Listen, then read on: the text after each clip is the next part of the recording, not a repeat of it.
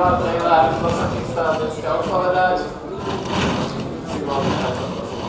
Sorry. Samuel. Savko. To sme... Sáša.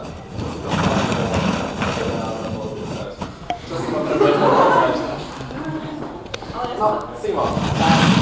No, viete, pán profesor, no, dneska je skutočný deň, viete, rád som sa objedol, tak a necítim sa na to.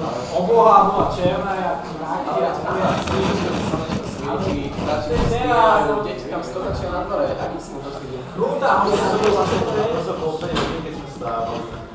Ja som išiel na tú Dáša. Mňa to bavilo vstávať. Si nebola na Ja to zvláštne.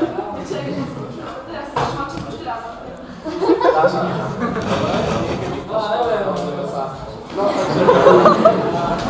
Vidíš, že nemáte žiadnu odpoveď, takže... Ale minula si a odpovedala. na budúce nemôžeme. Minula odpovedala Dáša na 11,5 z 10. A my sme boli na petážov. Áno, vy si nás nepamätáte. Cez prestávku si nepamätáte.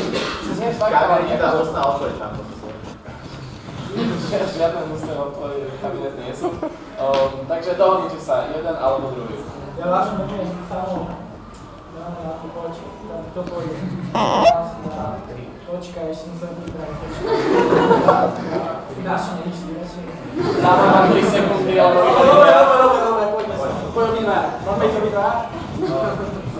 A biológia odpovedáme vždy dvaja.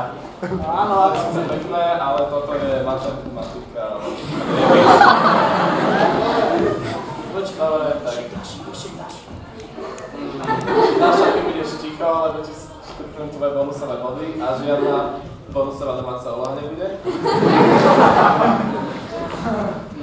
No, dobre, tak vyhovárali ste sa na biológiu. Čo je napríklad taká translácia DNA? Simon? Dáša, ticho. No, viete, to máte akože asi autotransport, to je nejaký transport.